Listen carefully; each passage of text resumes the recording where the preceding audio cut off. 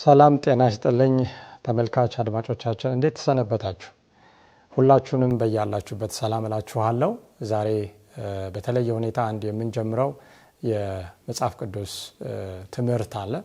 ይህም ርዕስ እጅግ በጣም ወቅታዊ አስፈላጊና ሁላችንም ደግሞ መጽሐፍ ቅዱስን ይዘን በተለይ የትንቢት ክፍልን የምናጠናበት ጊዜ ነው የሚሆነውና እንኳን ወደዚህ ተከታታይ ፕሮግራም ሁላችሁንም ወደዚህ መጽሐፍ ቅዱስ የጥናት መርሃ ግብር መጣችሁ ላለው ዛሬ ጸሎት እናደርግና የምንማረውን ትምህርት ርዕስ ነግራችኋለሁ። በያላችሁበት ፈጣሪ እንግዲህ ቃሉን የጻፈው እሱ ራሱ እንዲያስተምረን አእምሯችንን እንዲከፍት ወደ መረዳት ሁሉ እንዲያመጣን እንጸልይ በጋራ። የዘላለም አባት ቅዱስ እግዚአብሔር ስለዚህ ሰዓትና ጊዜ እጅግ አድርገን እናመሰግናለን። እነሆ ቃልን የምናጠናበት ደግሞ በቃልህም የምንመላለስበት ዘመን ነውና በተለየ ሁኔታ ይህንን የሚመለከቱትን ሁሉ እንድትረዳ እኔም በዚህ ስፍራ የማስተላልፈው መልእክት ያንተ መልእክት ሆኖ በቃልህ ውስጥ ጌታ ሆይ ለእኔም እንድትናገር ለሕዝብም እንድትናገር እጸልያለሁ። ሁሉም እንደ በጎ ፍቃድ ይሁን በጌታ በኢየሱስ ክርስቶስ አሜን። ተመልካች አድማጮቻችን ዛሬ የምንጀምረው ርዕስ እስራኤል በመጽሐፍ ቅዱስ ትንቢት የሚል ነው። እንግዲህ ባለፈው እንደ አውሮፓውያን አቆጣጠር በ2023 ኦክቶበር 7 ላይ ወይም በእኛ በመስከረም 26 2016 አንድ አዲስ ክስተት ዓለምን ወዳልተጠበቀ አቅጣጫ እየወሰደ ያለ ይመስላል። እንግዲህ ይህ ከምስራቁ አካባቢ በጋዛ ውስጥ በሚገኘው ሐማስ ታጣቂ ቡድን የተፈጸመ ድንገተኛ ጥቃት ነው። በጊዜው እንግዲህ እስራኤል ላይ የተደረገው ጥቃት ወደ 1139 እስራኤላውያን እንደገና ደግሞ 40 አሜሪካንና በርካታ የተለያዩ ሀገር ዜጎች አውሮፓውያንን ጨምሮ የቀጠፈ በጣም አሳዛኝ የሆነ ድርጊት ነው። እንግዲህ እንደ ታሪክ ዘገባ በናዚ ጀርመን ከ1933 እስከ 1945 ድረስ በተደረገውና በሁለተኛው ዓለም ጦርነት ከዛ ጋር ተያይዞ የመጣው የአይሁዳውያን ጭፍጨፋ በኋላ ማለት ከ70 ዓመታት በኋላ ታይቶ የማይታወቅ ከባድ ጭፍጨፋ ተብሏል። በኋላም በተቀሰቀሰው ጦርነት እስካሁን ድረስ ከፍልስጤማውያን ብቻ ወደ 43000 ሰዎች ሲሞቱ ደግሞ በርካታ ያልተቆጠሩ በከባድ የአውሮፕላን ቦምቦች ሲመቱ በህንፃዎች ስር በፍርስራሽ ስር ያሉ ወንዶች፣ ሴቶች፣ ህፃናት ይገኙበታል። እነዚህ እንግዲህ ራሱ ያልተቆጠሩት በርካታ ሺዎች እንደሚሆኑ ዘገባዎች ያሳያሉ። እንግዲህ ከዛ በኋላ ጦርነቱ ወደ ተለያየ አቅጣጫ እየሰፋ ኢራንንም ሊባኖስንም እንደገና ደግሞ የመንንም ያካተተ ሆኖ ነው የቀጠለውና እንግዲህ በጊዜው ከእስራኤልም ከፍልስጤምም ከሁለቱም ጎራ የተቀጠፉ ሰዎችን ስናስብ ሁለቱም የማን ፍጥረት ናቸው? የእግዚአብሔር ፍጥረታት ናቸው። አሁንም በስጋት በረሃብ በጥማት በስደት በበሽታ የሚኖሩ እጅግ የሚያሳዝኑ ከቀያቸው የተፈናቀሉ ሰዎች አሉና ይህንን ዜና እኔ ስመለከት ለዚህም ትምህርት ስዘጋጅ እንግዲህ እናንተም ባለፈው ዓመት ይህንን ስትከታተሉ በጣም የሚያሳዝኑ ነገሮች ናቸው በዓለም ላይ የሚሆኑት። ይሄም አንዱ ነውና ለነዚህ ሰዎች ልንጸልይ ያስፈልጋል። ማድረግ የምንችለው ነገር ካለ ደግሞ እዛ አካባቢም ያለን ሰዎችም በተለያየ መልክ ማጽናናት የምንችል ሰዎች ካለን ይህንን ማድረግ አለብን እንደ እግዚአብሔር ሕዝብ። ይሄ ያሳዝናል። ማንም ቢሆን ከአንድ አዳም ከአንድ ደም የተፈጠረ ሕዝብ ነውና ይሄ ሐዘኔታን እንደሚቀሰቅስ በእኔም ይሄ ሐዘን እንዳለ ልነግራችሁ ፈልጋለሁ። እንግዲህ ከዚህ ጋር ተያይዞ ኢራን በቀጥታ ሐማስንና እንደውም ሂዝቦላን በመደገፍ ቀጥታ ጥቃት በመፈጸም ላይ ትገኛለች። ተከታታይ የሆኑ የሚሳኤል ተኩሶች ወደ እስራኤል ቴልአቪቭ ዋና ከተማ ላይ ተወርውረዋል። እስራኤልም ለዚህ ምላሽ በመስጠት የተለያዩ የጥቃት ኢላማዎችን በመለየት በአውሮፕላን ድብደባዋን ቀጥላለች። ሌላው ደግሞ በሊባኖስ እየተደረገ ያለው ጦርነት ሌላ የምንመለከተው ነው። ከየመን ጋር ተያይዞ ደግሞ የየመን ኃይሎች እንግዲህ በቀይ ባህር አካባቢ ማንኛውም የምዕራባውያን መርከብ እንቅስቃሴ የንግድም ሊሆን ይችላል፣ ነዳጅ ጭኖ የሚመላለስ ሊሆን ይችላል፣ ሌላም አይነት የመርከብ እንቅስቃሴ ላይ የሚያደርሱት ጥቃት ወደፊት በዚህ በቀይ ባህር አካባቢ ምንም አይነት የንግድ ትስስር ወይም የንግድ ልውውጥ እንዳይኖር እያደረገ እንደሆነ እንመለከታለን። አስኪ ሁኔታ እየፈጠረ እንደሆነ ስለዚህ አሁን ዓለም ምን እያለ ነው? ይሄንን ሁሉ የምናየው አሜሪካና ምዕራባውያን እንደገና ደግሞ እስራኤል በአንድ በኩል ፍልስጤምን የሚደግፉ አረብና የአሜሪካ ደግሞ ታሪካዊ ጠላቶች በአንድ በኩል ሆነው ወደ ለየለት ወደ ሶስተኛው የዓለም ጦርነት ሊገባ ይችላል የሚለው የዓለም ሕዝብ ከፍተኛ ስጋት ሆኗል። ከዚህ ጋር ተያይዞ በጣም የሚደንቀው የሰዎች እይታ ወደ ምስራቁ ሆኗል። እንግዲህ በኋላ በዚህ በተከታታይ ትምህርት እንደምናየው እይታው ከትንቢት አንጻር ወደ ምዕራቡ ዓለም ሲመራን፣ አሁን ግን ያለው የዓለም እይታ ወዴት ነው? ወደ ምስራቁ ነው የሄደው። ይሄ ለምንድን ነው? እንደው ዝም ብሎ የተከሰተ ነው ወይስ ሆን ብሎ የታቀደ ጉዳይ ነው የሚለውንም ከመጽሐፍ ቅዱስ እናያለን። እንግዲህ ከዚህ የፖለቲካ መስክ አሁን እየተፈጠረ ካለው ማህበረሰባዊ ግጭት፣ ቀውስ፣ የሰብአዊ ቀውስ ባሻገር ወደ ሃይማኖቱ መስክ ዞር ስንል፣ በተለይ ወደ ክርስትናው ስንዞር ትልቅ ትኩረት የሚሻ ነገር እየሆነ ነው ያለው። እንግዲህ ቀላል የማይባል የዓለም የክርስትና ተከታይ ህብረተሰብ ከሚከተለው የመጽሐፍ ቅዱስ ትንቢት አተረጓጉምና አረዳድ የተነሳ አሁን በኢየሩሳሌም ውስጥ ቀድሞ ፈርሶ የነበረው መቅደስ ለሶስተኛ ጊዜ የሚሰራበት ጊዜ ደርሷል የሚል ትልቅ የሆነ ምን አለ አስተሳሰብና ይህም እየተጠበቀ ነው የሚገኘው። ከዚህ በኋላ መቅደሱ ከተሰራ በኋላ ሐሳዊ ክርስቶስ በሰለሞን መቅደስ ይቀመጣል የሚል ትምህርት ይገኛል። ከዛ በኋላ ተቋርጦ የነበረው የቀድሞ የመስዋዕት ስርዓት ይጀመራል የሚል ነው። ከዚህ በኋላ ምን ይሆናል? 7ቱ የመከራ ዓመታት ሐሳዊ ክርስቶስ በሰለሞን ቤተ መቅደስ ከተቀመጠ በኋላ 7ቱ የመከራ ዓመታት ይጀመራሉ። ቤተ ክርስቲያን ግን ይላል በአብዛኛው በሚሊዮን ምናልባት በቢሊዮን በሚጠጋ ህዝብ የሚከተለው ማለት ነው። ቤተ ክርስቲያን ከ7ቱ የመከራ ዓመታት መጀመሪያ በፊት በድብቅ ምን ትላለች? ትነጠቃለች የሚል አስተምረዋል። እና ይህንን እንግዲህ መከራ ከመምጣቱ በፊት ቤተክርስቲያን ታመልጣለች ወይም ፕሪ-ትሪቡሌሽን ብለው መከራው ሳይመጣ ቤተክርስቲያን ከዚህ ምድር እንደምትነጠቅ የእግዚአብሔር ቤተክርስቲያን የክርስቶስ ቤተክርስቲያን እንደምትነጠቅ ይታመናል። በኋላም እንግዲህ ቤተክርስቲያን ከተነጠቀች በኋላ ቅዱሳን ይህንን መከራ ሳያዩ በእስራኤል ውስጥ ግን በዚህ የመከራ ዓመታት ዛሬ ያለችው እቺ ፖለቲካዊና ጂኦግራፊያዊ ወይም ብሔራዊ የሆነችው እስራኤል እንደገና እድል ይሰጣታል ተብሎ ይታሰባል።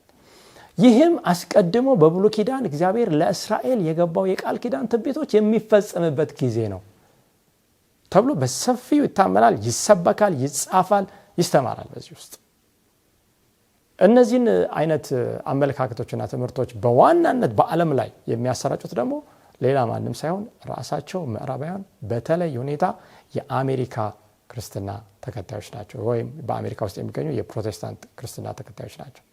እንግዲህ ይሄ አንዱ ከዚህ ጦርነት መባባስ እስራኤልን ምዕራባውያን እንዲረዱ፣ አሜሪካውያን እንዲረዱ ካደረገው አንዱ ምክንያት ሊጠቀስ ይችላል። ብዙ ጊዜ ለምንድን ነው አሜሪካ በዚህ አይነት ሁኔታ እስራኤልን የምትደግፈው? አንዳንዴ እንደውም ያለ ምንም ማመንታት ሰዎች እንደሚሉ በርካታ ኢሰብአዊ ነገሮች፣ ኢፍትሃዊ ነገሮች የተፈጸሙ አሜሪካና ምዕራቡ ዓለም ለምንድን ነው እስራኤልን የሚረዳው ስንል አንዳንድ ሰዎች ምን ይላሉ? የአይሁድ ዝርያ ያላቸው ዜጎችና ትውልዶች በአሜሪካና በአውሮፓ ከፍተኛ የስልጣን፣ የኢኮኖሚ፣ የፖለቲካ የተለያየ መስክ ላይ ተጽዕኖ ፈጣሪዎች ስለሆኑ ነው ተብሎ ይታመናል። ይሄ በከፊል እውነት ነው። ይሄ ከእውነቱ በጣም የራቀ አይደለም።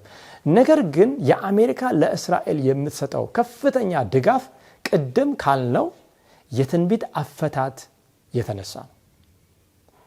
በአሜሪካ ውስጥ ጽንፈኛ ወይም ወግ አጥባቂ የሚባሉ የፕሮቴስታንት ወይም የኤቫንጀሊካል ቤተክርስቲያናት ከመንግስት ጋር በማበር አሜሪካ ለእስራኤል ምንም ሳታወላወል አይኗን በጨው ታጥባ ሁል ጊዜ ድጋፍ ማድረግ አለባት፣ በምትፈልግበት ጊዜ መድረስ አለባት ብለው ነው የሚታገሉት።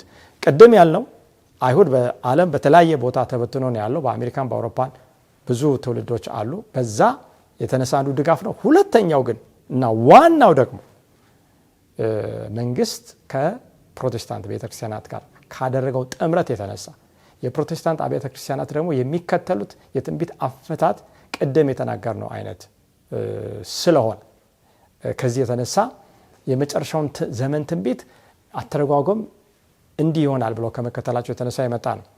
በተለይ ይሄ ከሪፐብሊካኑ ጎራ ዛሬ እንግዲህ ዶናልድ ትራምፕ የሪፐብሊካኑ ፓርቲ እጩ ተመራጭ በመሆን በዚህ በኖቬምበር ወር ውስጥ ምርጫ ያደርጋሉና ያሸንፋሉም ተብሎ ይታሰባል። እንግዲህ በዲሞክራቲክ ፓርቲ ውስጥ ያለችው ካማላ ሃሪስም ደግሞ እሷም ፉክክር ውስጥ ነው ያለችውና የአንገት ለአንገት ትንቅንቅ ቢመስልም ነገር ግን ከዚህ በፊት እንደታየው አክራሪ የክርስትናው ጎራ እና ቤተክርስቲያንና መንግስት ጥምረት የፈጠሩበት የሪፐብሊካኑ የዶናልድ ትራምፕ የባለፈው የ4 ዓመት ቆይታ አሁን ደግሞ በሚቀጥለው እንግዲህ ካሸነፈ በጣም ተጠናክሮ እንደሚሄድ ይታሰባል። ይሄ እንዳለ ሆኖ የሆነው ነው።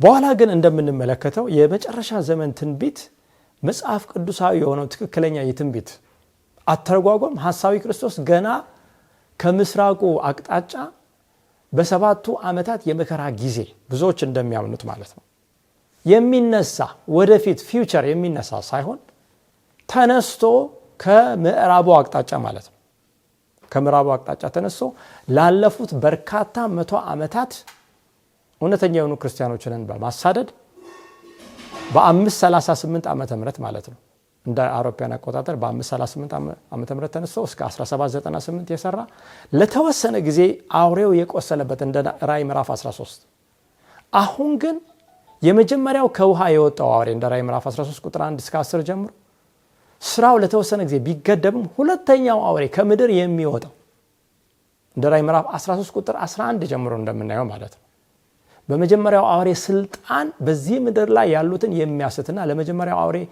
እንዲሰግዱ የሚያስገድድ ኃያል የሆነ መንግስት እና ሃይማኖት እንደሆነ እንመለከታለን። ስለዚህ ይሄ አቅጣጫን የማሳት አቅጣጫን የማስቀየር ዳይቨርዥን እቅድ ስትራቴጂ ሆን ተብሎ የተሰራ ነው። እንግዲህ ወደ መጽሐፍ ቅዱስ እስቲ አስተምሮ እንመለስ። የመጨረሻ ዘመን ትንቢት አተረጓጎም ዙሪያ 2 አይነት እጅግ በጣም የተራራቁ አመለካከቶች አሉ። በተለይ ዛሬ ስለምናየው ስለ እስራኤልና ስለ ቤተክርስቲያን የሚመለከት የመጀመሪያው አተረጓጎም በተለይ በስነ መለኮቱ ወይም በነገረ መለኮቱ ጥናት የሚያደርጉ ሰዎችና የተለያዩ ትምህርት ቤቶች እንዳሉ ሁሉ ምን ይባላል? ይሄ ዲስፔንሴሽናሊዝም ይባላል። እንግዲህ ዲስፔንሴሽን ማለት ምንድነው? መለኮት ታሪክን በተለያዩ ጊዜያቶች ከፍሎ የሚያስተዳድርበት መዋቅራዊ አሰራር ነው። ስለዚህ እስራኤልና ቤተክርስቲያን በተለያዩ ጊዜያቶች የሚመጡ አንድ ያልሆኑ የተለያዩ ርዕሰ ጉዳዮች ናቸው ይላል። ስለዚህ እስራኤልና ቤተክርስቲያን ማለት 2 የተለያዩ ህዝቦች ናቸው ብሎ ነው የሚያስተምረው ይሄ ትምህርት። ይሄ አስተምሮ መቀላቀል የለባቸውም፣ አንዱን ከአንዱ ጋር ማገናኘት አያስፈልግም የሚል። በዚህ አስተምሮ መሰረት እግዚአብሔር 2 አይነት መርሃ ግብር አለ ወይም ዲስፔንሴሽንስ አለ። አንደኛው በእስራኤል አማካኝነት በብሉይ ኪዳን የሰራው ነው። ዛሬ ደግሞ በቤተክርስቲያን አማካኝነት በአዲስ ኪዳን የሚሰራው ነው። 2ቱ የተለያዩ ናቸው የሚል። የዚህ አስተምሮ አቀንቃኞች እስራኤል እንደ አገር በብሉይ ኪዳን እንደተቀመጠው ማለት ነው ምንም ይሁን ምንም እስከ መጨረሻው ድረስ የተጠራች ናት ወይም የተጠራ ህዝብ ነው ያስባሉ እንደዚህ ብለው። ስለዚህ የብሉይ ኪዳን ትንቢቶች ወይም ቃል ኪዳኖች ተስፋዎች ስለ እስራኤል ወደፊት በጣም በግርማና በብልጽግና የተሞላች ሀገር ሆና እንደምትነሳ በዓለም ላይ ገናና ህዝብ ሆኖ እንደሚነሳ የሚተነብዩ ስለሆነ የሚፈጸም ነው ብሎ የሚጠባበቁ ናቸው። ለዚህ ማስረጃቸው አንድ ጥቅስ የሚያመጡት ዘሁልቅ ምዕራፍ 23 ቁጥር 9 ላይ ነው። ዘሁልቅ ምዕራፍ 23 9 እንግዲህ በለዓም የተናገረው ነው። ምን ይላል? በአምቦች ራስ ላይ ሆኜ አየዋለሁ፣ በኮረብቶችም ላይ ሆኜ እመለከተዋለሁ፣ እነሆ ብቻውን የሚቀመጥ ህዝብ ነው፣ ብቻውን የሚቀመጥ ህዝብ ነው ይላል። ከዛ በአሕዛብ መካከል አይቆጠርም። ስለዚህ በአሕዛብ መካከል እንደ እስራኤል ማንም የለም። እስራኤል ለብቻዋ ናት፣ ከማንም ጋር አትቆጠርም፣ ብቻውን የሚቀመጥ ነው ይላል። ሌላ ደግሞ ጥቅስ አለ ለዚህ ማስረጃ፣ ለዚህ አስተምሮ ማስረጃ የሚሰጠው ዘዳግም 7 ቁጥር 6 እና 8 እንዲህ ይላል። ዘዳግም 7 ቁጥር 6 እና 8 ለአምላክ ለእግዚአብሔር አንተ ቅዱስ ህዝብ ነህና በምድር ፊት ከሚኖሩ አሕዛብ ሁሉ ይልቅ ለእርሱ ለራሱ ህዝብ ትሆንለት ዘንድ አምላክ እግዚአብሔር መረጠ። ተመርጧል። አዎ እውነታውን ስንመለከት እስራኤል ተመርጦ ነበረ። በብሉይ ኪዳን ምን ሆነ በኋላ ላይ እናየዋለን። እግዚአብሔርም የወደዳችሁና የመረጣችሁ ከአሕዛብ ሁሉ በቁጥር ስለበዛችሁ አይደለም፣ እናንተ ከአሕዛብ ሁሉ በቁጥር ጥቂቶች ነበራችሁና፣ ነገር ግን እግዚአብሔር ስለወደዳችሁ ለአባቶቻቸውም የማለላቸው መሐላ ስለጠበቀ ስለዚህ እግዚአብሔር በጽኑ እጅ አወጣችሁ፣ ከባርነትም ቤት ከግብፅ ንጉሥ ከፈርዖን እጅ አዳናችሁ። አሁን እንግዲህ እስራኤል አስቀድሞ ያዕቆብ የነበረው የይስሐቅ ልጅ ነው። የይስሐቅ አባት ደግሞ አብርሃም ነው። ለአባቶቻችሁ ስለማለ ይላል። አሁን ይህንን በደንብ እንይዘዋለን። ይህንን ቃል ኪዳን ስለገባ ነው የወደደው። በጣም ጥሩ። በዚህ ግን የመጀመሪያው ዲስፔንሴሽን ወይም ይሄ እስራኤል የተለየ ህዝብ ነው፣ ቤተክርስቲያን በአዲስ ኪዳን የተለየች ናት፣ ሁለቱ አይገናኙም በሚለው እስራኤል ከዚህ የተነሳ እስከ መጨረሻው ድረስ የተመረጠ ነው ተብሎ ለሚታመነው ነው ማስረጃ የሚሰጠው። ስለዚህ ትንቢቶቹ እነዚህና ሌሎቹ በተለይ በኢሳይያስ በትላልቅ ነቢያት ወይም ታናናሽ ነቢያቶች በምንለው ሁሉ የተተነበዩት ገና ሊፈጸሙ ያሉ ናቸው ተብሎ የሚጠበቀው መቼ ነው የሚፈጸመው? በሰባቱ የመከራ ዓመታት ጊዜ ነው። ስለዚህ አሁን ለዚህ መሳካት ጊዜው ስለደረሰ ነው በእስራኤል ዙሪያ ያለው ጦርነት።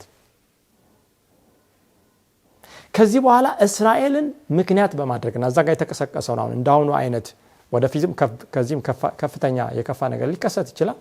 ከዚህ የተነሳ የዓለም ጦርነት ይሆናል። ከዛ በኋላ የሰለሞን መቅደስ በዚህ ሁሉ ጦርነት ይሰራ። ከዛ በኋላ ክርስቶስ ይቀመጣል። እስራኤል እንደገና እድል ይሰጣታል ብለው ለዚህ የሚዋጉ ወገኖች ናቸው። ለዚህ የሚጸልዩ፣ ለዚህ የሚቻላቸውን በብዙ ቢሊዮንና ትሪሊዮን ዶላር ድጋፍ የሚያደርጉ የመሳሪያ፣ የአይነት፣ የገንዘብ፣ የምክር፣ የሐሳብ ድጋፍ የሚያደርጉ ብዙ ህብረተሰቦች አሉ ምዕራቡን ዓለም በዋናነት። ይሄ መጀመሪያው አተረጓጎምና የአተረጓጎሙ ውጤት ይህንን ይመስላል ማለት እንችላለን። ሁለተኛው ግን አተረጓጎም እስራኤልና ቤተክርስቲያን እንዴት እንደሚመለከት ሁለተኛው አተረጓጎም ብዙ ስም ሰው ሊሰጠው ይችላል። ኮቨናንት ቴዎሎጂ ሊባል ይችላል። ስለ ቃል ኪዳን አስተምሮ የሚከተል የስነ መለኮት ዘርፍ ሊባል ይችላል። ሌላም ሊባል ይችላል። ግን ባጭሩ እንመልከተው።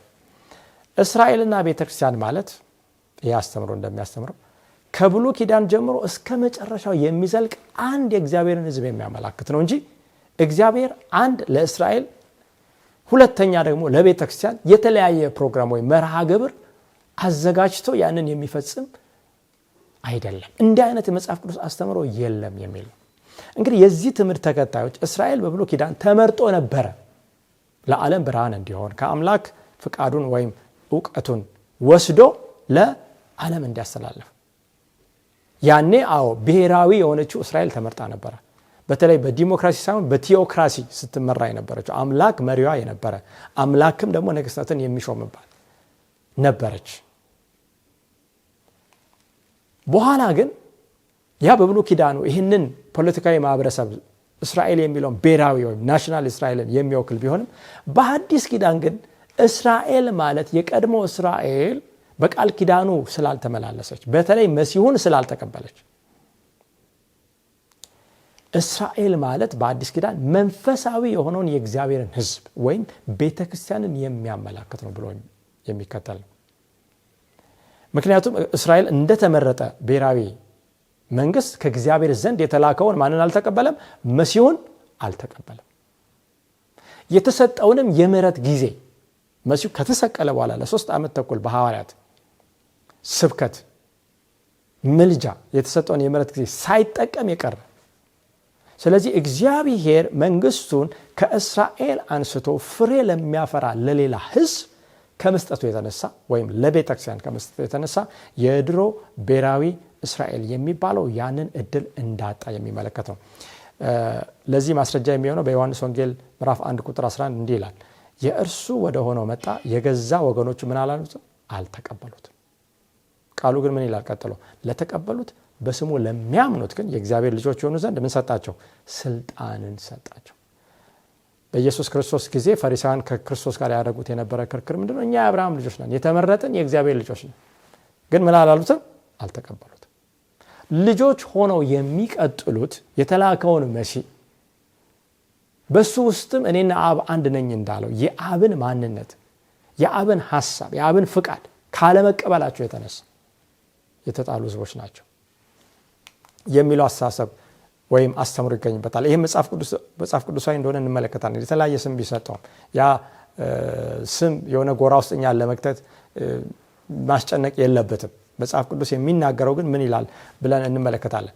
በተለይ በአንደኛ ጴጥሮስ ምዕራፍ 2 ላይ እንመለከታለን። አንደኛ ጴጥሮስ ምዕራፍ 2 ቁጥር 6 እስከ 10 ሐዋርያ ጴጥሮስ ስለዚህ ሲናገር እንዲህ ይላል፣ በመጽሐፍ እነሆ የተመረጠና የከበረን የማዕዘን ራስ ድንጋይ በጽዮን አኖራለሁ፣ በእርሱም የሚያምን አያፍርም ተብሎ ተጽፎ ቤት አኖራለሁ በጽዮን የማዕዘን መቅደሱን የሚገነባ ወይም መሰረት የሚሆን አንድ ድንጋይ፣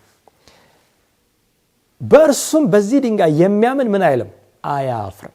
ይሄ ድንጋይ ማን ነው? ይሄ አለት ማን ነው? ይሄ አለት የሚታመንበት ወይም የምናምንበት አለት ነው። ቀጥሎ እንዲህ ይላል፣ እንግዲህ ክብሩ ለእናንተ ለምታምኑት ነው፣ ለማያምኑ ግን አናጢዎች የጣሉት ድንጋይ እርሱ የማዕዘን ራስ የእንቅፋትም ድንጋይ የማሰናከያም አለት ሆነ። አሁን ይሄ ድንጋይ ለሚያምኑ ምንድን ነው? አያሳፍርም። ይህንን የሚያምን ምን አይሆንም? አያፍርም። የማያምኑስ ይሰናከሉበታል፣ እንቅፋት ይሆንባቸዋል። ለዚህ ደግሞ የተመደቡ ናቸው ይላል። ይህ ማለት አስቀድሞ ተተንብዮ እንደተጻፈው ይሄ የሚፈጸምባቸው ናቸው ማለት ነው። እናንተ ግን ማንን ነው እናንተ የሚለው? አዲስ ኪዳን ማንን ነው? ሐዋርያ ጴጥሮስ እናንተ ይህንን አለት የሚያምኑ ይህንን የሚቀበሉ እነማን ናቸው? እናንተ ግን ከጨለማ ወደሚደነቅ ብርሃኑ የጠራችሁን የእርሱን በጎነት እንድትናገሩ የተመረጠ ትውልድ። አያችኋን? በብሉይ ኪዳን እስራኤል ቅድም እንዳየነው ምን ይላል እግዚአብሔር? አንተ የተመረጥክ ነህ። ለምን? ለአባቶች ከማለው መሐላ የተነሳ እግዚአብሔር ወደደ፣ ከምድርም ሕዝብ ለየ፣ ከፍ አደረገ። አሁን አዲስ ኪዳን ላይ ይመጣና በዚህ አለት የሚያምን ማነው? እሱ የተመረጠ ትውልድ ነው ይላል። የንጉሥ ካህናት ነው። እስራኤል የንጉሥ ካህን ተብሎ ነበር ወይ በብሉይ ኪዳን? አዎ። ቅዱስ ሕዝብ ቅዱስ ተብሎ ነበር ወይ? አዎ። የእስራኤል ሕዝብ ቅዱስ ተብሎ ነበረ። ለርስቱ የተለየ ወገን ናቸው። ምንድን ነው ርስት? ለአብርሃም፣ ለይስሐቅ፣ ለያዕቆብ የተማለው የተሰጠው ቃል ኪዳን። ያ ርስት መሲሁ አንድ ቀን መጥቶ ያ ዘር ለዓለም ከእስራኤል በመውጣት በረከት እንደሚሆን። እናንተ ቀድሞ ወገን አልነበራችሁም፣ አሁን ግን የእግዚአብሔር ወገን ናቸው። አያችሁ? በዚህ አስተምሮ መሰረት አይሁድም ሆነ ግሪክም፣ ጨዋም ሆነ ባሪያ፣ ነጭም ሆነ ጥቁር፣ ወንድም ሆነ ሴት አስቀድሞ ወገን ያልሆነ ነው። በኢየሱስ ክርስቶስ ከእግዚአብሔር ጋር ግን የታረቃል። አሁን ወገን ናችሁ። እናንተ ምሕረት ያገኛችሁ አልነበራችሁም፣ አሁን ግን ምሕረትን አግኝታችኋል። ስለዚህ ይህ ሁለተኛው አስተምሮ መሰረታዊ መርህ ምንድን ነው? እግዚአብሔር ጥንት ከእስራኤል ጋር ዛሬም ከቤተ ክርስቲያን ጋር የሚያደርገው ግንኙነት አንድ ወሳኝ የሆነ ነገር ላይ የተመሰረተ ነው። ያ ምንድን ነው? የቃል ኪዳን ግንኙነት ነው። ይህ የእግዚአብሔር የቃል ኪዳን ተስፋ ቃል የሚፈጸመው በቅድመ ሁኔታ ላይ ተመስርቶ ነው። ኮንዲሽናል ነው። የብሉይ ኪዳን ትንቢቶች ሁሉ ምኖች ናቸው? ቅድመ ሁኔታን ያካተቱ ናቸው በውስጣቸው። እንዲሁ አምላክ ስለተናገረ እስከ መጨረሻው ይፈጽመዋል፣ እንደውም አምላክን ግዴታ ውስጥ ያስገባል የሚለው አስተምሮ ትክክል እንዳለው እንመለከታለን። በዛ በመጀመሪያ አስተምሮ ተናግሯል፣ አምላክ እስራኤል መርጧል፣ ያለውን ያደርጋል ምንም ቢሆን የሚል ነው። ያ ግን ትክክል አይደለም። ስለዚህ ወገኖች ይህንን በደንብ እደግመዋለሁ፣ እንመልከተው። ይህ እግዚአብሔር ከሕዝቡ ጋር የሚያደርገው ጥንት ከእስራኤል ጋር አሁን ከቤተክርስቲያን ጋር ግንኙነት በምን ላይ የተመሰረተ ነው? በቃል ኪዳን። ይሄ ቃል ኪዳን ደግሞ ቅድመ ሁኔታ ላይ የተመሰረተ ነው። ይህ ቅድመ ሁኔታ ምንድን ነው ብለን ስናይ ፈጣሪ በቃል ኪዳን ውስጥ ያስቀመጠውን ቃል መታዘዝ የሚጠይቅ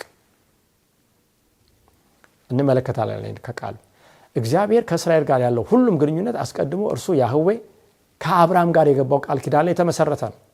አብርሃማዊ ቃል ኪዳን እንዳለ በብሉይ ኪዳን እንመለከታለን። ዘፍጥረት 15:18 እንመልከት። ዘፍጥረት 15:18 በዚያን ቀን እግዚአብሔር ለአብርሃም እንዲህ ብሎ ቃል ኪዳን አደረገ። ከግብፅ ወንዝ ጀምሮ እስከ ትልቁ ወንዝ እስከ ኤፍራጥስ ወንዝ ድረስ ይህችን ምድር ለዘር ሰጥቻለሁ። በጣም ጥሩ፣ ደስ ይላል። በምን አይነት ሁኔታ ላይ የተመሰረተው? ሰጣለሁ አለው።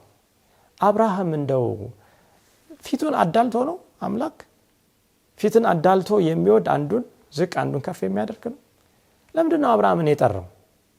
ለምንድን ነው አወርሳለሁ ያለው? ሌሎች ቃሎችን ሌሎች ጥቅሶችን መመልከት ያስፈልጋል። ዘፍጥረት 17:2 እንዲህ ይላል፣ ቃል ኪዳኔንም በእኔና በአንተ መካከል አደርጋለሁ፣ እጅግም አበዛሃለሁ አለው። አብርሃምን በግንባሩ ወደቀ። እግዚአብሔርም እንዲህ ብሎ ተናገረው፣ እነሆ ቃል ኪዳኔ ከአንተ ጋር ነው፣ ለብዙ አሕዛብ አባት ትሆናለህ። ከዛሬ ጀምሮ እንግዲህ ስምህ አብርሃም ተብሎ አይጠራ፣ ነገር ግን ስምህ አብርሃም ይሆናል፣ ለብዙ አሕዛብ አባት አድርጌሃለሁ፣ እጅግ አበዛሃለሁ፣ ሕዝብም አደርግሃለሁ፣ ነገሥታትም ከአንተ ይወጣሉ፣ ቃል ኪዳኔንም በእኔና በአንተ መካከል ከአንተም በኋላ ከዘርህ ጋር በትውልዳቸው ለዘላለም ኪዳን አቆማለሁ። ከዘርህ ጋር ለብዙ እንደሚናገር ከዘሮችህ ጋር አይልም፣ ከዘርህ ጋር ለአንተና ከአንተ በኋላ ለዘርህ አምላክ ሆነ ዘንድ። ይህ ዘር ማን ነው?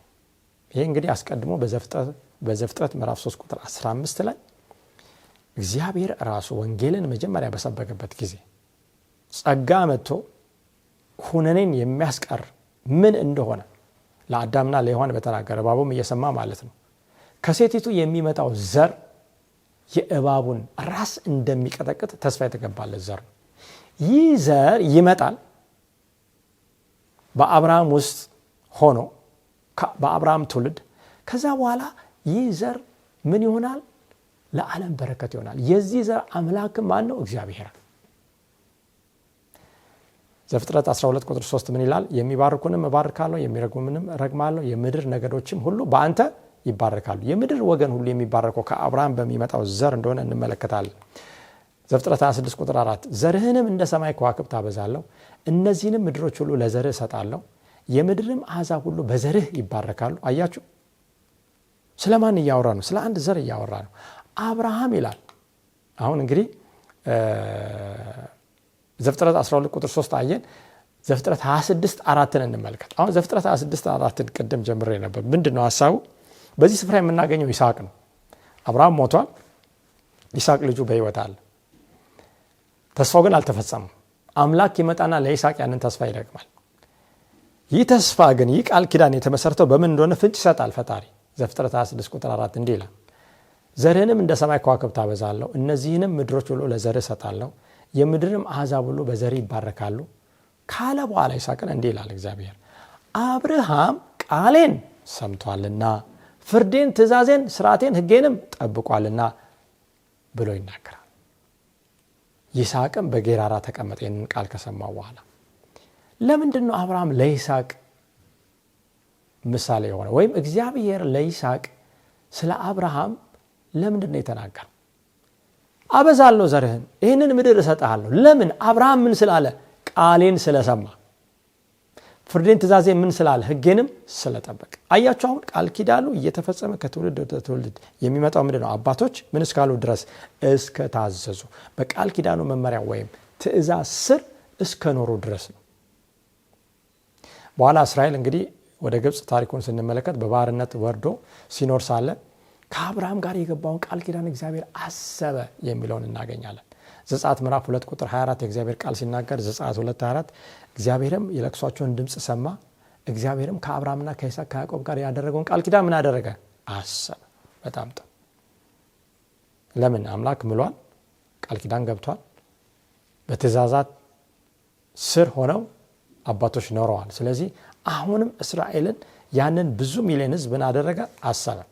ዘጸአት 19 ቁጥር 5 ስንቀጥል እንዲህ ይላል፣ አሁንም ቃሌን በእውነት ብትሰሙ ኪዳኔንም ብትጠብቁ ምድር ሁሉ የእኔ ናትና ከአሕዛብ ሁሉ የተመረጠ ርስት ትሆኑልኛላችሁ። አሁን ይህንን በደንብ አስቡ ወገኖች። ምድር ሁሉ የማን ናት አለ? የእኔ ናት አለ። ዛሬ ኤስያውም፣ አውስትራሊያውም፣ አፍሪካውም፣ አሜሪካውም፣ ቻይናውም፣ ሩሲያውም ሁሉም የማን ነው? የእኔ ናት ነው የሚለው እግዚአብሔር። የእስራኤል ብቻ አምላክ ሆኖ ያኔ ተገድቦ ሌላውን ሕዝብ ጥሎ አልኖረም። ዛሬም እንደዛ አይኖርም አምላክ። እናንተ ግን የተመረጣችሁ። ለምንድን ነው የተመረጣችሁት? ይህን እንመለከታለን። እናንተም የካህናት መንግስት፣ የተቀደሰ ሕዝብ ትሆኑልኛላችሁ። ለእስራኤል ልጆች የምትናገራቸው ቃል ይህ ነው። ከሌሎች ምድር ሁሉ የኔ ናት ካለ በኋላ ከዚህ ሁሉ ሕዝብ እናንተ የተለያችሁት ለምንድን ነው? የካህናት መንግስት፣ የእግዚአብሔር እስራኤል የተመረጠው ማለት ነው። ዜጋው ሁሉ ምንድን ነው? ካህን ነው። ኪንግደም ኦፍ ፕሪስት ይለዋል። ይህ ሁሉ ሕዝብ ካህን ይሆንለታል። ምን እንዲሆን? በእግዚአብሔርና በተቀረው የዓለም ሕዝብ መካከል ምን እንዲቆም። ዛሬም ቤተክርስቲያን በእግዚአብሔርና በዓለም መካከል ቆማ ከእግዚአብሔር መልእክትን ተቀብላ ለዓለም የዓለምን ደግሞ ሰቆቃ ወይም ያለውን ጥያቄ ወደ ማን የምታቀርብ? ወደ እግዚአብሔር የምታቀርብ ናት። የካህን አገልግሎት ይህ ነው። የእግዚአብሔር በእስራኤል ዓላማ ምን ነበረ? ካህናት ናቸው ሲል ሊቀ ካህናችን ማን እንደሆነ እናውቃለን አይደል? እግዚአብሔርን በመወከል በዚህ ምድር ላይ እንድትቆም ነበር። እግዚአብሔርን የምታስተዋውቅ፣ መልእክቱን ለዓለም የምትናገር፣ ቃሉን የምታቀብል አምባሳደር። ይህንን በተወች ጊዜና አምላክን በተሳሳተ መልክ ስታስተዋውቅ ነገሩ እንደዚህ ይቀጥላል አይቀጥልም? ቤተክርስቲያንም ዛሬ ያለን ሰዎች ኃላፊነቱ ይሄ ጉዳይ በጣም ሲሪየስ ነው። እንደዚሁ አይነት ኃላፊነት ነው ያለብን እኛ። የዓለምን ፍላጎት ለእግዚአብሔር የሚያቀርብ የካህናት መንግስት በመሆን በመካከል የሚቆም ክህነቱን የሚፈጽም ህዝብ እንዲሆን የተጠራው። ቤተክርስቲያንም ዛሬ እንደዛ። አብርሃም ለምን ተመረጠ? እስራኤልስ? ምርጫው ሌላውን የሚያገል ነው? አንዱን ብቻ የሚያካትት? አብርሃም ምን ስለሆነ ነው? እስራኤልስ? ወገኖች አብርሃምም እስራኤልም የተመረጡት ለዓለም ድነት ሲባል ነው። ምክንያቱም እግዚአብሔር ምን ብሏል? ምድር ሁሉ የእኔ ናትና። አብርሃምና እስራኤልን ሁለቱንም የመረጠው የተለየ ጥቅም እንዲያገኙ ሳይሆን ወገኖቼ፣ ለምንድን ነው? ለአገልግሎት ነው። እግዚአብሔር ሲመርጠን ለምንድን ነው? እኛ ለትልቅ ኃላፊነት ነው። በጫንቃችን ላይ በትከሻችን ላይ ትልቅ ኃላፊነት፣ የሚያስፈራ ኃላፊነት ሰጥቶ ነው። የሱ አጋር፣ የሥራ አጋር መሆን፣ የሱ የሥራ ባልደረባ መሆን ትልቅ እድል ነው። ከአምላክ ጋር አብሮ መስራት፣ በመንፈሱ መታገስ፣ በመላእክት መመራት፣ ይህንን የምስራች ለዓለም መንገር በጣም ደስ የሚያሰኝ ሰየው ወግ ማዕረግ ነው። ኃላፊነት ግን አለው፣ ተጠያቂነት ግን አለው። ይህንን ኃላፊነት ሳይወጡ አምላክን በተሳሳተ መልክ እንደውም በአመፅ ይልቅ ከአምላክ ርቆ ጣዖት እየተመለከ ልክ እስራኤል በብሉይ ኪዳን እንዳደረገው አሁንም የእግዚአብሔር ሕዝብ ነው ብሎ ማለት እጅግ በጣም የሚያሳዝን ስህተት ነው የሚሆነው። እንግዲህ ይህን ስንመለከት ለሌሎች ሀገራት ሁሉ የእርሱን ዓላማ ወደፊት እንዲያስገዱ የድነት እቅድን ለመፈጸም የሚመረጥ ሕዝብ ነው ማለት ነው። ከግብፅ የወጣው እስራኤል ስንመለከት ምንድነው በሲና ተራራ ያሉት? እንታዘዛለን ለእግዚአብሔር፣ እግዚአብሔር ብቻ ይናገረን አሉ። በጣም ጥሩዋል። አሁን ይህን እንመልከት። ዘዳግም ዘጸአት 24 ቁጥር 3 ሙሴም መጣ፣ ለሕዝቡም የእግዚአብሔርን ቃሎች ሁሉ ስርዓቱንም ሁሉ ነገረ። ሕዝቡም ሁሉ በአንድ ድምፅ እግዚአብሔር የተናገራቸውን ቃላት ሁሉ እናደርጋለን ብለው መለሱ። የቃል ኪዳኑ መጽሐፍ ወስዶ ሙሴ ለሕዝቡ አነበበላቸው። እነርሱም እግዚአብሔር ያለውን ሁሉ እናደርጋለን እንታዘዛለንም አሉ። አያችሁ፣ አሁን ሕዝቡ ቢገባውም ባይገባውም አምላክ የቃል ኪዳኑን በረከት የሚሰጠው ምን ካደረጉ ነው? ካደረጉ ወይም ከፈጸሙ ወይም ከታዘዙ ብቻ። ስለዚህ እግዚአብሔር የእስራኤል ሕዝብ እንታዘዛለን ስላሉ በምላሹ ለአባቶቻቸው ቃል የገባውን ምድር እንደሚሰጥ ማለት። ይህንንም የምናገኘው ዘዳግም 7 ቁጥር 12 ዘዳግም 7 12 እንዲህም ይሆናል ይህችን ፍርድ ሰምተህ ብትጠብቃት ብታደርጋት አምላክ እግዚአብሔር ለአባቶች የማለውን ቃል ኪዳን እና ምሕረት ለአንተ ይጠብቅልሃል። ይሄ ግልጽ ነው ወገኖች። ይወድህማል፣ ይባርክህማል፣ ያበዛህማል፣ ይሰጥህም ዘንድ ለአባቶቻችን በማለላቸው ምድር የሆድን ፍሬ፣ የምሕረትን ፍሬ፣ እህልንም፣ ወይንንም፣ ዘይትንም፣ የከብትንም ብዛት፣ የበግንም መንጋ ይባርክልሃል። በሚቀጥሉት ክፍሎች ውስጥ የምናየው አንድ ጉዳይ አለ። ይህም በ1948 አሁን እስራኤል የምትባለው በዚህ በጂኦግራፊና በፖለቲካዊ ማህበረሰብ ውስጥ ተገኝታ መካከለኛው ምስራቅ ላይ ያለችው እስራኤል እንዴት ነው ሄዳ ያችን ምድር የኔ ናት ብላ የወሰደችው? እንግዲህ ቀስ በቀስ አይሁዳውያን እዛ ከድሮ ጀምሮ ነበሩ። በኋላ ግን እየሰፈሩ ሰፈራውን እያሰፉ ያንን አካባቢ ወርሰዋል። ከ1948 በኋላ በጦርነት ነው፣ በኃይል ነው። ምዕራባውያን ይህንን በማገዝ በጣም በዓለም ላይ የምናውቃቸው እንደ ሮስ ቻይልድ የሚባሉ ሀብታሞች፣ ቢሊዮነሮች ያንን ድጋፍ በማድረግ ነው። ዛሬም በጦርነትና በግድ ቦታውን ይዛ ያለች እስራኤል ናት። እንግዲህ ዓለም የሚያውቃት እስራኤል። እግዚአብሔር ያለው ምንድን ነው? ከታዘዝክ፣ ቃል ኪዳኔ ምን ካልክ ከጠበክ፣ እግዚአብሔር ለአባቶቼ የማለለው ምድር ምን ይላል? ይሰጣል። ከአሕዛብም ሁሉ ይልቅ የተባረክ ትሆናለህ። በሰውና በከብትም ዘንድ ወንድ ቢሆን ወይም ሴት ብትሆን መካን አይሆንብህም። እግዚአብሔርን ሕመምን ሁሉ ከአንተ ያርቅ፣ በረከቱን ይሁ። ዛሬም እኮ ወገኖቼ ወደ እኛ ስናመጣው እንደ እግዚአብሔር ሕዝብ እንደ ቤተክርስቲያን ከታዘዝን በረከቱ እጅግ በጣም ብዙ ነው። የምታውቀውንም ክፉን የግብፅ በሽታ ሁሉ በአንተ ላይ አላደርስብህም፣ በጠላቶችም ሁሉ ላይ ያመጣባቸዋል። አምላክም እግዚአብሔር በእጅ አሳልፎ የሚጥላቸውን አሕዛብን ሁሉ ታጠፋቸዋል። ዓይንህም አታዝንላቸውም፣ ያም ወጥመድ ይሆንብሃልና አማልክቶቻቸውን አታመልካቸውም ይላል። ይሄ የተሰጠው የቃል ኪዳን ተስፋ በምን ላይ እንደተመሰረተ በተደጋጋሚ የእግዚአብሔር ቃል ያሳያል። በመንፈስ፣ በአእምሮ፣ በአካል፣ በማንኛውም መስክ የሚባረኩበት እግዚአብሔር ስለተናገረ ብቻ ሳይሆን በመታዘዛቸው ላይ የተመሰረተ ነበረ። አሕዛብን እንዲያገለግሉ ነው። አሕዛብ መጥተው እስራኤልን በመቀላቀል አንድ አምላክን በጋራ እንዲያመልኩ ነው። ልክ አሁን በንግሥተ ሳባ ጊዜ እንደሆነው የሰለሞን ጥበብ ለማየት ሄደች፣ ከሰለሞን የሚበልጠውን አግኝታ መጣች አይደል? በዚህም ሁኔታ ለዓለም የብርሃን እንዲተላለፍ ነው።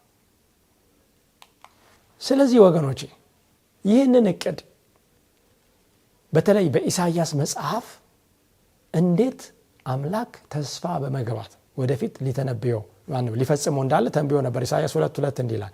ኢሳይያስ ምዕራፍ 2:2 በዘመኑ ፍጻሜ የእግዚአብሔር ቤት ተራራ በተራሮች ራስ ላይ ጸንቶ ይቆማል፣ ከኮረብቶችም በላይ ከፍ ከፍ ይላል፣ አሕዛብም ሁሉ ወደ እርሱ ይሰበሰባሉ። በደንብ ሰማችሁ ወገኖች? አሕዛብም ሁሉ ወደ ማን ይሰበሰባሉ? ወደዚህ ወደ እግዚአብሔር ቤት ተራራ ይሰበሰባሉ። ይሄ ትንቢት ተፈጽሟል ወይ? ዛሬ አሁን የጽዮን ተራራ የሰለሞን መቅደስ ተሰርቶ ዛሬ የፈረሰበት አሁን የምዕራቡ ግድግዳ ዌስተርን ዎል ብቻ ነው የቀረው። ሁሉም ነገር አልቆ በዛ ማን አሕዛብን የተሰበሰበው? ይሄ ተፈጽሟል ወይ? አሁን እንግዲህ የዛ በመጀመሪያው እንግዲህ የስህተት አተረጓጎም መሰረት መቅደሱ ይሰራል። በዛ የሚቀመጠው ግን ማን ነው? ሐሳዊ ክርስቶስ። የማይሆን ነገር። አምላክ ግን ባዘዛቸው መሰረት ቢሄዱ ኖሮ አሕዛብ ምን ይላል? ይሰበሰባል። ሕግ ከጽዮን የእግዚአብሔርም ቃል ከኢየሩሳሌም ይወጣል። ብዙዎች አሕዛብ ሄደው ኑ ወደ እግዚአብሔር ተራራ ወደ ያዕቆብ አምላክ ቤት እንውጣ፣ እርሱም መንገዱን ያስተምረናል፣ በጎዳናም እንሄዳለን ይላሉ። አምላክ ይህንን እቅድ ለሚቀጥለውና ለመጨረሻው 7 ዓመት አስቀምጦ በእስራኤል ሊፈጽም ነው። ይሄ ነው ትክክሉ።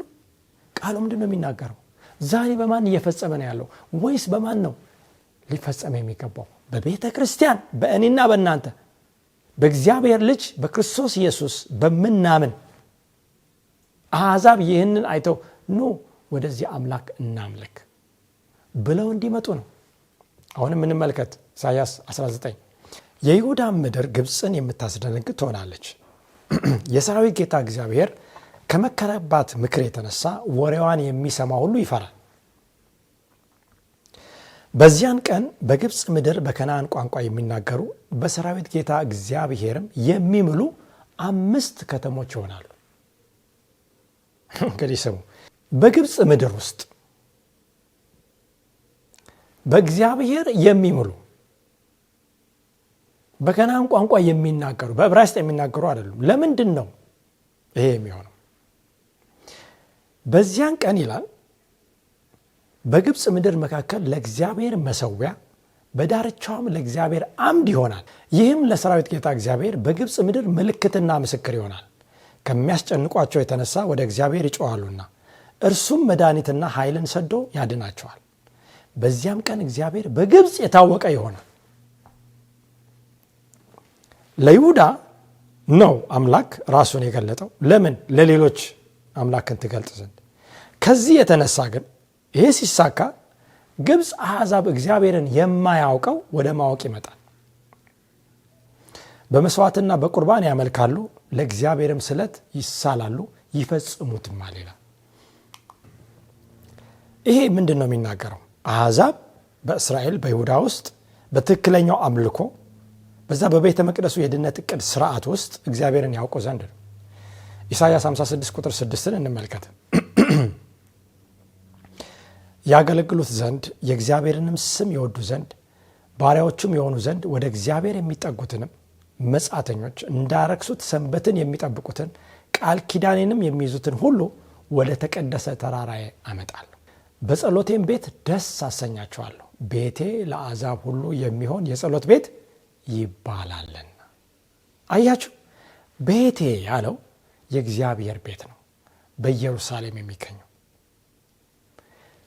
ምጻተኞች አሕዛብ ሁሉ ሰንበትን የሚጠብቁ ይመጣሉ። ለምን? ሰንበት የእግዚአብሔር ቀን እንደሆነ እስራኤል ለአሕዛብ ምን ከማለቱ የተነሳ ከማስተዋወቅ የተነሳ ወደ ተቀደሰው ወደ ጽዮን ተራራ ሕዝብ ይመጣል፣ አሕዛብ ይመጣል። ከዚህ የተነሳ ቤቴ ጸሎት ቤት ይባላል። የሚቃጠለውን መስዋዕታቸውን ሌላ መስዋዕታቸውን በመሰዊያ ላይ እቀበላለሁ። የእስራኤልን ብቻ አይደለም የሌላውንም አምልኮ ምን እላለሁ እቀበላለሁ። ይህንን የምትፈጽም ናት ዛሬ ቤተክርስቲያን። ትዝ ካላችሁ ጌታችንና መድኃኒታችን ኢየሱስ ክርስቶስ በማቴዎስ ምዕራፍ 21 እንዲህ አለ። ኢየሱስም ወደ መቅደስ ገባና በመቅደስ የሚሸጡትን የሚገዙትን ሁሉ አወጣ። የገንዘብ ለዋጮችን ገበታዎች፣ የርግብ ሻጮችን ወንበሮች ገለበጠ። ቤቴ የጸሎት ቤት ትባላለች ተብሎ ተጽፏል፣ እናንተ ግን የወንበዴዎች ዋሻ አደረጋችኋት አላቸው። ስለዚህ ወገኖቼ ጥንት እግዚአብሔር ለእስራኤል የገባው ቃል ኪዳን በቅድመ ሁኔታ ላይ የተመሰረተ ነው። ያም ደግሞ በመታዘዝ ላይ ነው። ይህንን ሳይታዘዙ እንደቀሩ ወደ ገዛ ወገናቸው ቢመጣም ክርስቶስን እንዳልተቀበሉ እንደሰቀሉት፣ ከዛም በኋላ ለ3 ዓመት ተኩል ቢሰጥ እስከ እስጢፋኖስ ድረስ ባለመቀበል እሱንም በመወገር የምህረትን ጊዜ ከራሳቸው ላይ ማራቃቸው፣ አምላክ በሰጣቸው የመጨረሻ የምህረት ጊዜ አለመጠቀማቸውን እንመለከታለን። ለዚህ ነው ቤቴ ቤቴ ቤቴ ሲል የነበረው ክርስቶስ በኋላ ላይ ቤታችሁ ወና ይሆንላችኋል አለ። ቤታችሁ የተራቆተ ይሆናል አለ። እንደዛውም እንደተናገረው በ70 ዓመተ ምህረት ኢየሩሳሌም ፈጽማ ምን አለች? ተቃጠለች። ስለዚህ በእስራኤል ይፈጸማል ተብሎ ቃል የተገባው ዛሬ በምትታዘዘው ቤተክርስቲያን በደንብ ስሙ። ዛሬ በምትታዘዘው ቤተክርስቲያን ምን የሚል ነው? ለዓለምም ይህንን እውነት ክርስቶስን፣ ቃሉን፣ ሕጉን፣ ትእዛዙን በምታስተዋውቀው ቤተክርስቲያን የሚሟላ ነው፣ የሚፈጸም ነው። ይሄ መጀመሪያው ክፍለ ጊዜያችን ነው። በሚቀጥሉ ተከታታይ ክፍለ ጊዜያቶች እነዚህንና ሌሎች ሀሳቦችን በተጨማሪ እናያለን። ሁላችንም በያለንበት መጽሐፍ ቅዱስ ብቻ ዜናውን ታዋቂ የመጽሐፍ ቅዱስ ተርጓሚ የሚባሉ አስተማሪዎች ወይም ታዋቂ ብዙ ሺህ የተሸጠ መጽሐፍ እያነበብን ሳይሆን ቃሉ ምን ይላል፣ ትንቢቱ ትርጉሙ ትክክለኛው የትኛው ነው የሚለውን እያጠናን እንድንቆይ ማጸናችኋለሁ። ይህንን አደራላችኋለሁ። ስለተከታተላችሁ እግዚአብሔር ይባርካችሁ። ጸሎት አድርገን የዛሬውን ክፍለ ጊዜ በዚህ እናጠናቅቃለን። እንጸልይ። የዘላለም አምላክ እናመሰግናለን። ቃልህ ሁልጊዜ ለእግራችን መብራት ለመንገዳችን ብርሃን ስለሆነ አሁንም በዚህ ቃል መሰረት ጨለማ ዓለምን እየከበበ የተሳሳቱ አስተምሮዎች፣ የትምህርት ነፋሳት ዓለምን እያናወጡ ባሉበት ሰዓት በጸናው አለት በዛ በማዕዘኑ ራስ በድንጋይ ላይ ቆመን ጌታ ሆይ መኖር እንድንችል በዛም ላይ በመኖር በመታዘዝ ለዓለም ብርሃንን ማብራት እንድንችል እያንዳንዳችንን እንድትረዳ ጌታ ሆይንን ቃል ትምህርት የሚከታተሉትን ሕዝብን በተለየ ሁኔታ እንድትባርክ አንተ እንድታግዛቸው ጸልያለሁ። ለሚቀጥለውም ክፍለ ጊዜ ደግሞ አደራውን ለአንተ እንሰጣለን። አንተ አስተምረን፣ አንተ ምራን። ስለሰማን ተመስገን። በጌታችን በኢየሱስ ክርስቶስ ስም አሜን።